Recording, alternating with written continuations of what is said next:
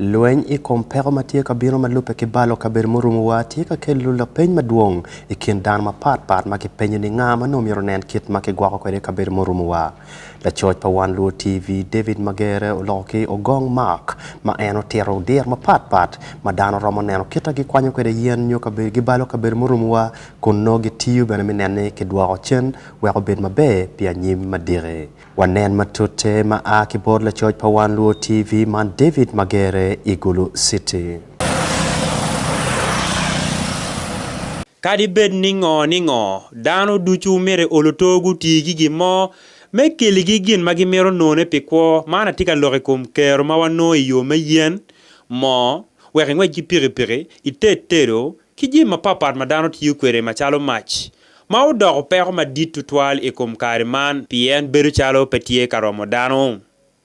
Lo diaro wayo ni meno gin mapeke tika kerye tam tutwal mo weko peko ti mapola ta yo meno yen maka mo kiji mapapat weko duo machine wa nyonyo wa metiyo gin mawa mero. Florence Apoychan dano medino yo Dex sub-county mati yo More district. Dok bere ngat materu ki maka nywako kedwa kit mapeke me jemi teru machalo yen tie ka yelo kwede dano kum kare ni. Kama wano kedi yam yoku ya chama ya mwana kaya wakatutwa yan chama na ngama mkaa chache nogera li piara ya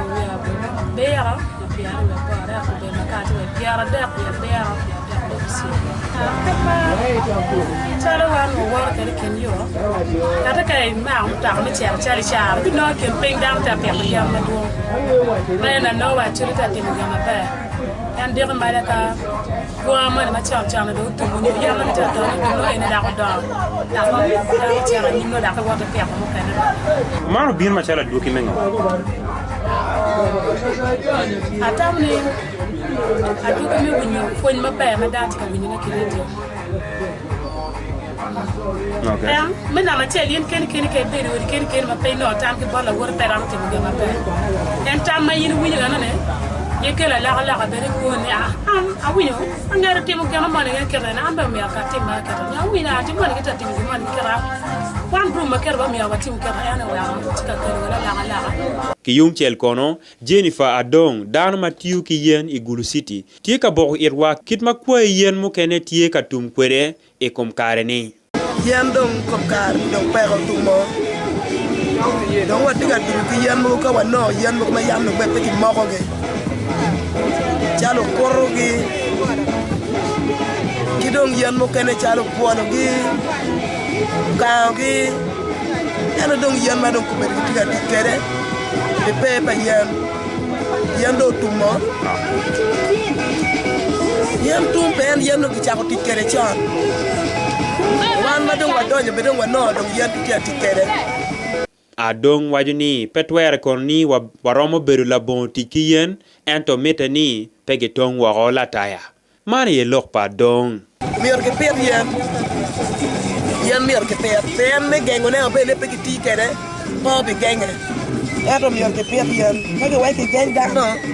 chino ne ko pa jomo pene no bi ko pen gen ke ko en area me yen George Obwala mangene ke nyinge Ebola la luenyi kum kaberu marumuwa ite dulme our trees we need answers tero kit ma luenyi kum ton yen lataya medwa ko yen I kaberu marumuwa twero timme kwede wa hadde ka ngwen ngej ma wano bera wot me waje ke dane u jok ton maka dano pe ye kubeti yendo tum arodo direo dano ti cha ho ye ma dano go ti mo kuja ento enemy arwan wanen ni dano enemy gitika char ngome gi ake kaka chela chel tiki rodigi dak tiki modgi tiki chere yangi tiko kang tiki ka olet egoni wen tika ruenyo gemu mendon kelo gemu gangya tongu yen we dano tong makani ti twon gemu mo magti kelo magi kelo gi dikala ye ka dong gikto yen dano ti buru ke temongo wa yin be furu pe chet karo romo dano we wa malo wa mero lo tela mo po wajulo da wa me